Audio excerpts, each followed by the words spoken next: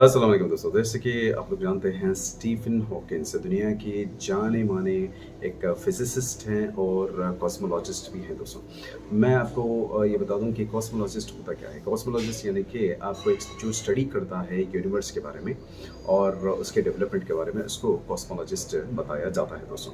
तो Stephen Hawkins एक बहुत ही बड़े कॉस्मोलॉजिस्ट भी थे। एल्बर्ट आइंस्टाइन के बाद सबसे बड़े दुनिया में जो कॉस्मोलॉजिस्ट थे वो अल्बर्ट आइंस्टाइन थे। अब उनके बाद जो जनरेशन शुरू हुआ था वो स्टीफन हॉकिंस का था दोस्तों। वह ये मैं बताऊं कि ये थे इंग्लैंड ऑक्सफोर्ड से इनका ताल्लुक था। उनका जन्म भी वहीं पर हुआ था दोस्तों।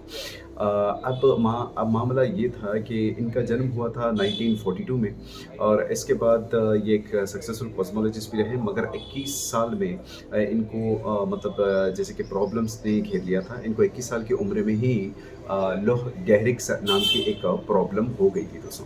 अब लोह गहरिक्स ये होता है कि एक न्यूरोलॉजिकल डिसऑर्डर जिसमें कि आपके मोटर न्यूरॉन्स जो होते हैं, जो ब्रेन में और आपके स्पाइनल कॉर्ड में जो भी आपके न्यूरॉन्स पैदा होते हैं, यानी कि नर्व सेल्स जो भी होते हैं, वो सही तरीके से काम नहीं कर पा रहे थे। तो ये एक रेयर न्यूरोलॉजिकल डिसऑर्डर भी आप इसे कह सकते हैं।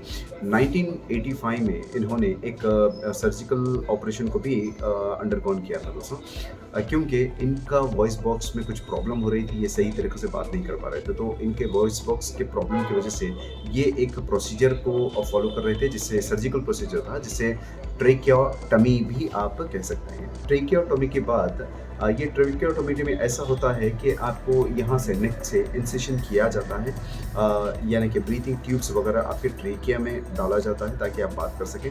मगर अनफॉर्चुनेटली 1985 में स्टीफन हॉकिंस का ये सर्जिकल प्रोसीजर भी पूरे तरीके से कोलैप्स हो गया दोस्तों, और वो अच्छा होने के बजाय अपनी वॉइस पूरी तरीके से खो चुके थे दोस्तों। तो ये हुआ था स्टीफन हॉकिंस के साथ। तो 1985 में इनकी वॉइस पूरी तरीके से ख़त्म हो गई थी।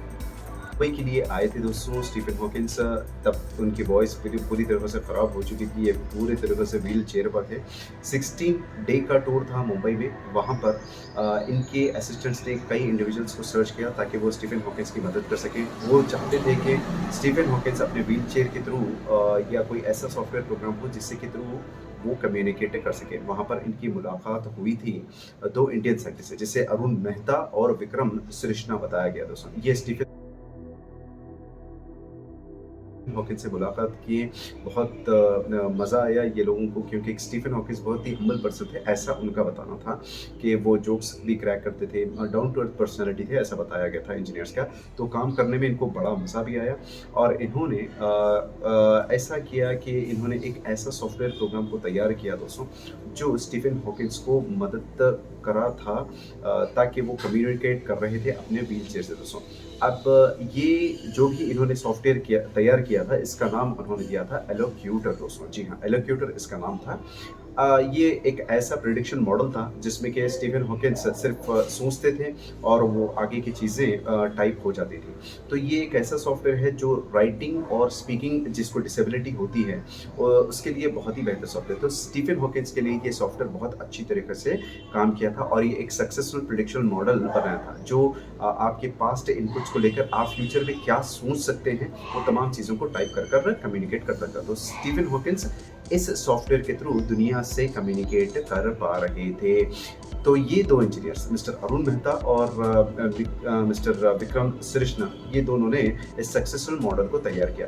इस तैयार करने के बाद इन्होंने बस यहाँ पर अपनी जर्नी को रोका नहीं दोस्तों। ये डिसेबिलिटीज़ को समझना शुरू किए, और इनको पता चला कि टेक्नोलॉजी की कितनी ज़रूरत पड़ती है डिसेबिलिटीज़ के लिए। तो इन्होंने एक ऐसा एनजीओ तैयार किया है जिसे बाप्स कहते हैं, बाप्सी बताया गया है, जिसे बाईलैटरल एक्सेस प्रमोशन सोसाइटी भी बोला जा रहा है, जिसमें कि इन्होंने कई एप्लीकेशंस को तैयार किया है दोस्तों। अब ये एप्लीकेशंस इसलिए यूज़फुल थे क्योंकि ये कई सारे डिसेबल जो भी लोग होते हैं उनका साथ दे रहे थे। दोस्तों, वापसी एक ऐसा एनजीओ है जिसमें कि इन्होंने टेक्नोलॉजी की मदद से कई डिसेबल लोगों की मदद की है दोस्तों। मैं आपको ये बताऊं कि जो भी जिसको भी डिसेबिलिटीज़ होती है, डेफ ब्लाइंड लोग होते हैं, इनकी इन्होंने बहुत ज़्यादा मदद की है। कुछ ऐसे एप्लीकेशंस के नाम इन्होंने बताए हैं, जैसे कि आपको मैं बताऊँ पोकेट एसएमएस, जो एसएमएस के थ्रू वाइब्रेशंस भेजता है टेक्स्ट पढ़ने के लिए, या आप स्किड ले लीजिए। स्किड एक ऐसा प्रोग्राम है, जो सॉफ्टवेयर प्रोग्राम है जो डिसेबिलिटीज़ के लिए बहुत यूज़फुल है। मैं आपको बताऊँ जिसको भी डिस्लेक्सिया का प्रॉब्लम होता है या सेरेब्रल पाल्सी का प्रॉब्लम होता है, तो ऐसे प्रॉब्लम्स के लिए ये सॉफ्टवेयर प्रोग्राम को बनाया गया। फिर नारंगी है, ये एक स्लेट है जो लिखा भी जा सकता है या बोला भी जा सकता है। ये डेफ एंड ब्लाइंड के लिए समझिए। ऐसे कई सारे एप्लीकेशंस को ये 2 इंजीनियर्स ने बनाया है। इनका मेन मकसद था ताकि सब लोग, जितने भी लोग हैं जो टेक्नोलॉजी को खरीद नहीं पाते या बहुत ज़्यादा अफ़ोर्ड नहीं कर पाते, मगर बहुत ही ज़्यादा टैलेंटेड होते हैं, जो अपने आप को एक्सप्रेस करना चाहते हैं। बहुत सारे लोग अपने आप को एक्सप्रेस नहीं कर पाते, जिसको भी डिसेबिलिटीज़ होती है, मगर इनकी टेक्नोलॉजी इक्विपमेंट्स की वजह से अब बहुत सारे ऐसे भी लोग हैं जो अपने आप को आसानी से एक्सप्रेस करते हैं दोस्तों। तो दोस्तों, ये था हमारा आज का कंटेंट। उम्मीद करता हूँ आपको हमारा कंटेंट पसंद आया होगा। अगर पसंद आ जाए दोस्तों, तो मुझे लाइक, सब्सक्राइब, शेयर करना बिल्कुल मत भूलिए, और मैं अच्छे-अच्छे टॉपिक्स पर बात करूँगा। आप मुझे कमेंट बॉक्स में ज़रूर आप लिखिएगा दोस्तों। अपना बहुत-बहुत ख़्याल रखिए। अस्सलाम वालेकुम।